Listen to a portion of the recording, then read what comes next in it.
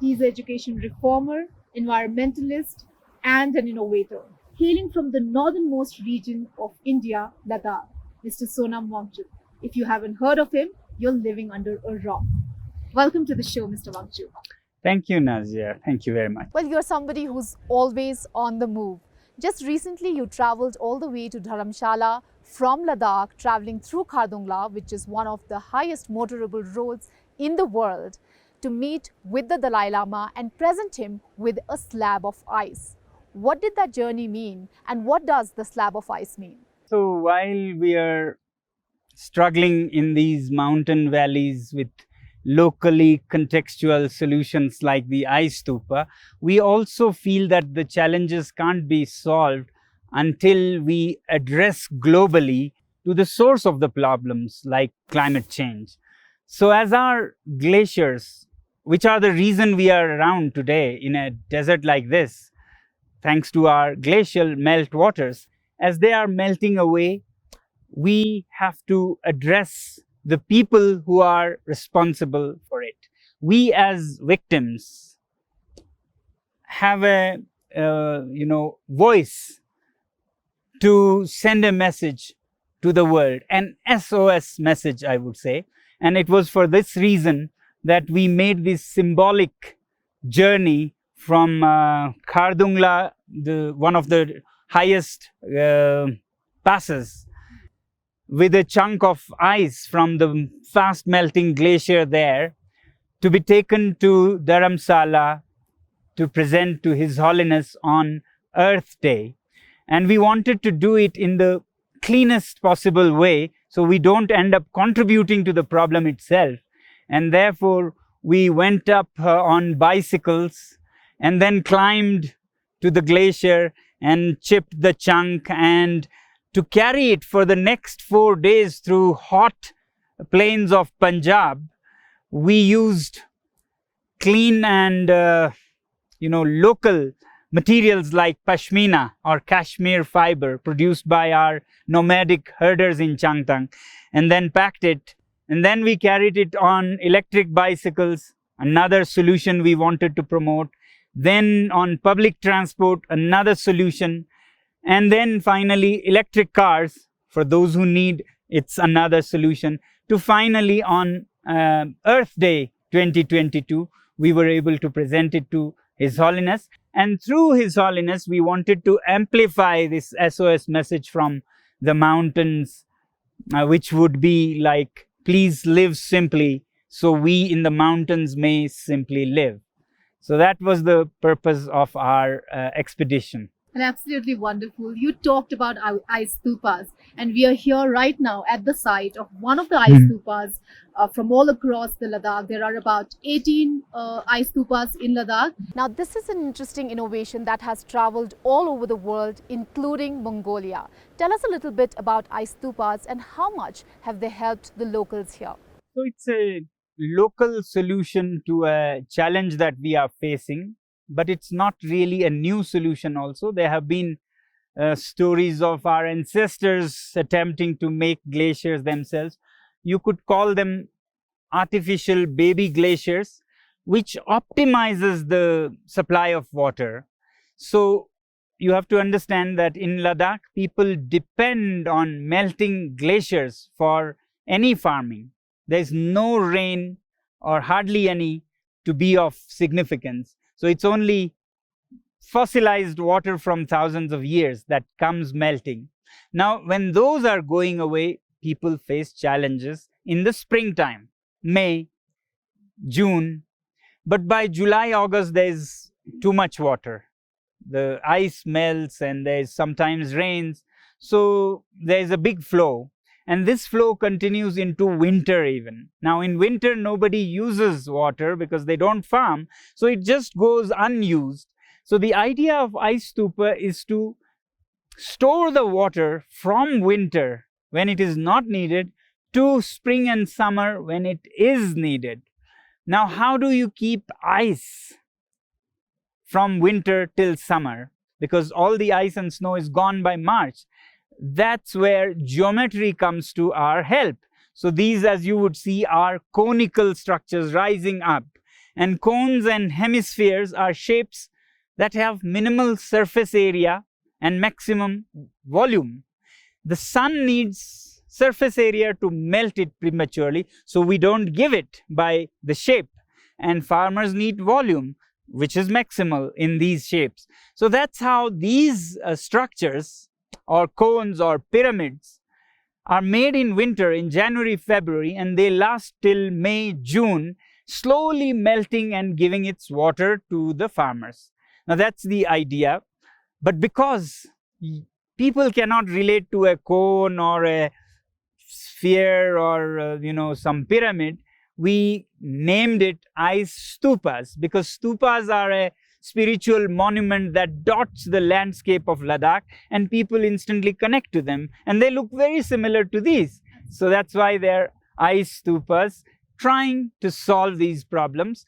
As it becomes wider scaled and scaled up, they'll have more and more contribution to the challenges, and they are being fine-tuned also. But already there are, yes, many countries interested, starting with Switzerland, where we have been working for now 4 years.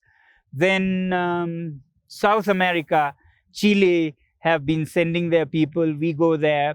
Mongolia has been interested. Similarly, in the Himalayas, across the border in Pakistan, Baltistan, in Himachal, in Nepal, there has been a lot of interest. But we are at the same time fine-tuning the technology so that it can be done on scale. Well, yes, that's really interesting that an innovation from a small part in India has traveled the world by now. I also want to talk about climate change. I mean, we know that it is a global concern, and we seem to be doing a lot less than what we are supposed to do all the time in that regard. Tell us a little bit about how climate change has affected Ladakh and what can be done about it. So Ladakh is only the tip of the iceberg, and we are the first victims, the frontier.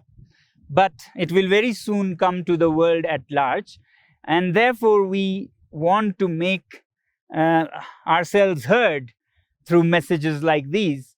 In Ladakh, we already see glaciers receding by hundreds of meters. We see shortage of water in springtime because there's much smaller glaciers now to melt. Some villages don't have at all, and some villages have become climate refugees. They have had to abandon their villages because of water shortage. But in the bigger picture, and the entire Tibetan plateau is like the third pole of the planet. You know, after the south and the north pole, this is the biggest reservoir of fresh water. Roughly 1.2 billion people depend on this, indirectly or directly. So what happens here has a huge bearing on populations down in the Indian plains and those in China. So we have to really take good care of these, both locally and globally. And that's why we urge people to change their lifestyles and live simply, so that these reservoirs are there for our children, grandchildren, and we don't make a party as if there is no tomorrow. So there is a huge significance of keeping these alive. Well, yes, you also talk a lot about solar energy and usage of solar energy. And Ladakh is a place that can really sort of harness the power of solar energy. How do you think that we should use solar energy to our benefit? And also, I want to bring out that, Prime Minister Narendra Modi had also talked in Parliament and talked about How Ladakh can become a carbon neutral region. What do you think about it, and what can be done to achieve that goal? So generally, Ladakh is a victim and therefore a case for climate change adaptation with water solutions and so on. But here we want to believe that we should not also contribute to the problems, and therefore climate change mitigation, which is generally associated with, rich countries, big cities, definitely they should do. But here in Ladakh, we should also go carbon neutral and contribute as little as possible to our melting glaciers. Now, our melting glaciers are because of climate change globally, but then it has our own contribution also, because when we burn oil, gas to heat our houses. There's carbon particles that blow away and sit on the glaciers and make them dark. Similarly, there's a huge tourism industry. Roughly 1,000 diesel taxis traverse the highest passes with the biggest glaciers. And diesel vehicles are known for their particulate emissions. And all these black carbon is deposited where it hurts most, on Khardungla, on Changla. They sit on the glaciers and make them dark. And dark things absorb sun and melt fast. So therefore, we have to really change our lifestyles here also. And that's why we are doing research and development on passive solar heating, which means houses that don't need any heating, any fuel, and they are warm in winters of Ladakh. So at our institutes, we have developed these technologies and given it to the Indian Army, the government, the tourism sector, and most especially our own campuses have been designed that way. In the past 25 years, we have not burnt a drop of oil. It's all warm without any oil, just sunshine. And it is anytime warmer than a house in Delhi, for example. They stay at plus 18 in minus 20 winters, thanks to the sun that we have in abundance and earth or soil that we use to build our buildings, and thereby making Ladakh carbon neutral. So that's a very important vision, and yes, we are helped by this vision that the Prime Minister in the Parliament of India declared Ladakh should become a carbon neutral region. So that has helped us in advocacy for such solutions. And you talked about how Ladakh is a heavily militarized area, and there is a huge amount of defense presence here.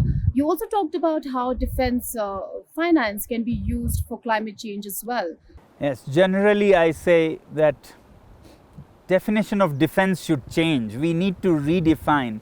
I mean, traditionally we have tried to defend our countries from our neighbors. Well, that becomes a childish joke when you know that the much bigger challenge is of climate change. It almost becomes like, I say, two neighbors fighting over the fence when a tsunami is coming, and in few minutes they'll be both blown away. So I feel that defense budgets of the world should be actually used to defend its citizens from climate change. And therefore, even if we are not able to divert money from guns and tanks and missiles, we should at least put in where possible to replace fossil fuels from transport, from habitations, shelters, heating, and so on. So it makes a lot of sense to use the defense budget to not make it worse.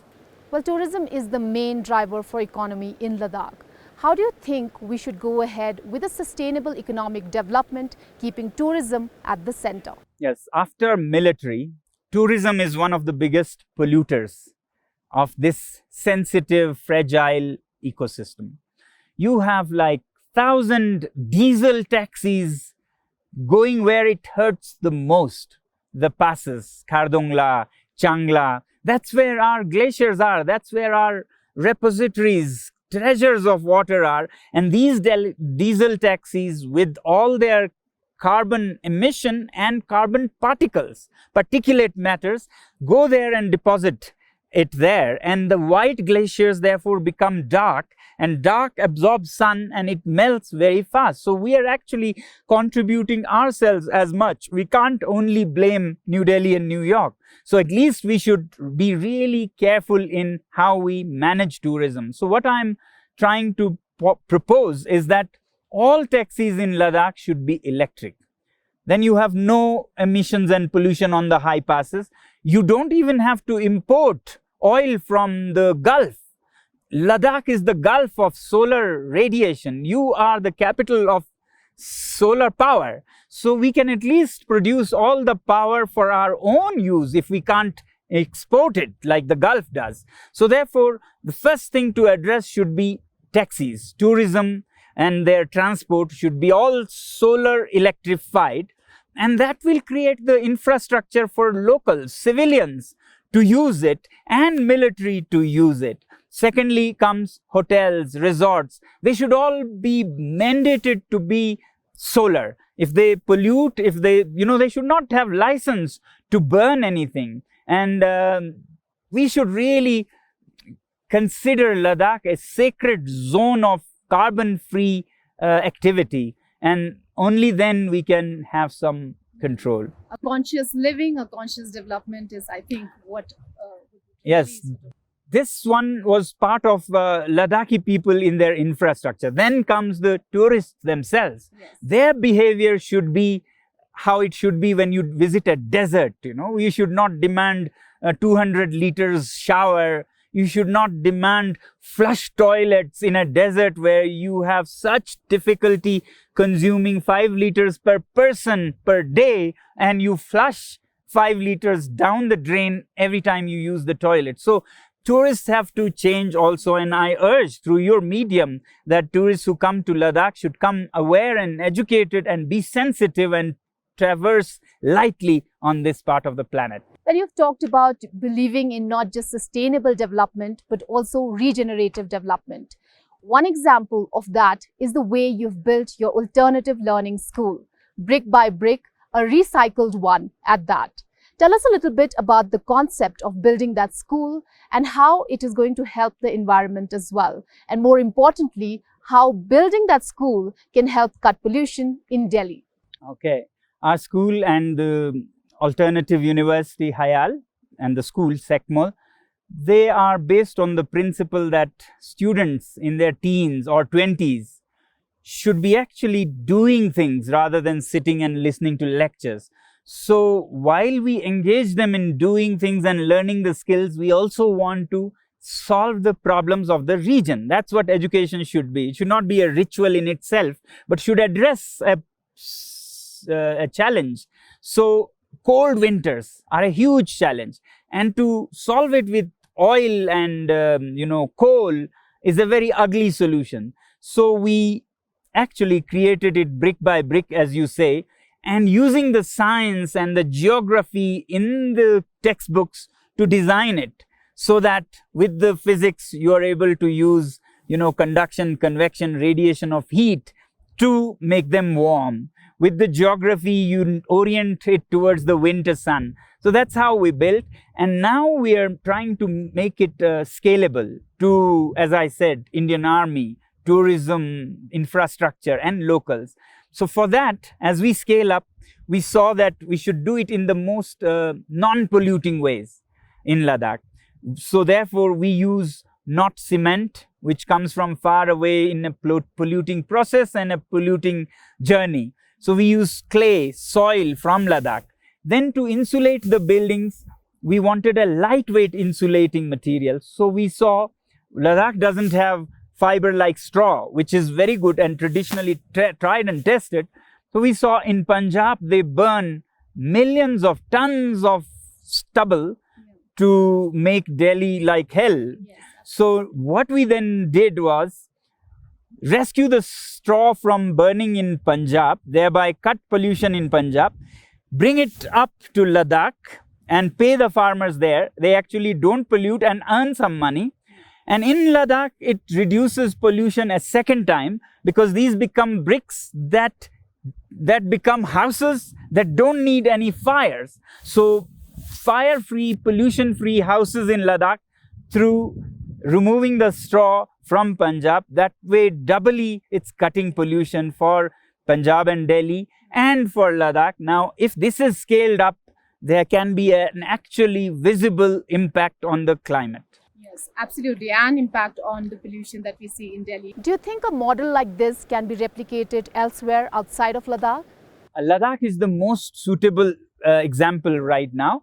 But yes, even in Punjab and Delhi, you could use it for the reverse, to keep the buildings cooler, using the cool of the night. Like we use the warmth of the day, you could use cool of the night and capture it and keep them insulated in these blocks. But that's one way. More challenges are faced by the mountain people in cold winters. So it can be used in many parts of Himachal Pradesh, Laul Spiti and Uttarakhand, Nepal, all the cold high mountains. These technologies would be useful. Afghanistan, we are actually collaborating now with UNDP to develop these technologies in Afghanistan. Central Asia, which used to burn Soviet time oil, but now they are suddenly left without anything. But they have sun and they could do this. So this technology is highly scalable. Tell us a little bit about HIAL, Himalayan Institute of Alternative Learning. What the schools means and the kind of students that you see, and do you think this is a kind of school that you want to promote elsewhere outside of Ladakh as well? So there is a school for those younger than say 16 or so. That is a local solution for educational and environmental problems. So this school is unique. It takes those who have failed. Actually, people say the criteria of admission is failure. And it is true, because it is to give a second chance to those who are branded as failures. They are not failures. They go out and do amazing things which those who didn't feel, wish they could.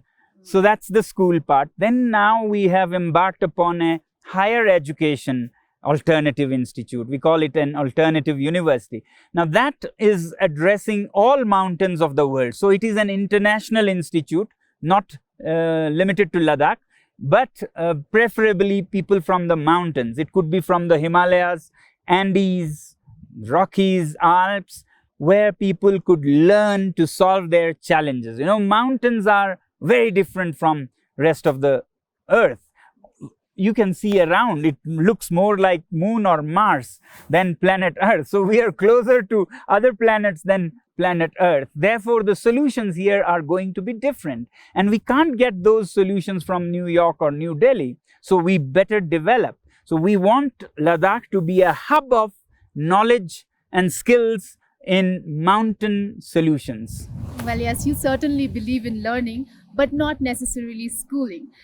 So I just want to end this interview by asking you, what has been the most important learning or learnings of your life? Okay. My learning, about learning, I would say that learning happens most in life and least in schools. So we should give as much importance to life and as little to schools. I would say to parents and educators that bring life into schools or take your schools into life. Don't make it into a little ritual in a little island called schools. Perhaps that's why Mark Twain said, I've never allowed my schooling to interfere with my education. Yeah. And a very famous poet of the East long ago said, "ऐ शेख बहुत अच्छी मकतब की फ़ज़ा लेकिन बनते हैं बयाबा में फारूकी व सुलमानी." Oh teacher, your school is interesting, but great people like Farooqi and Sulmani are not made in these four walls. They are made in the wild valleys and of the world, unknown and uncharted paths, not in regular four walls. So that's my learning, I would say, about learning in my life. Well, thank you so much. That's such a wonderful ending to this beautiful conversation. Thank you for joining us. Thank you, and all the very best to you and all the people who are watching. If you like this video, share it and subscribe to Business Standard. For more news, views and insights, log on to www.business-standard.com. Do also follow us on YouTube, Twitter, Facebook, Instagram, Telegram and LinkedIn.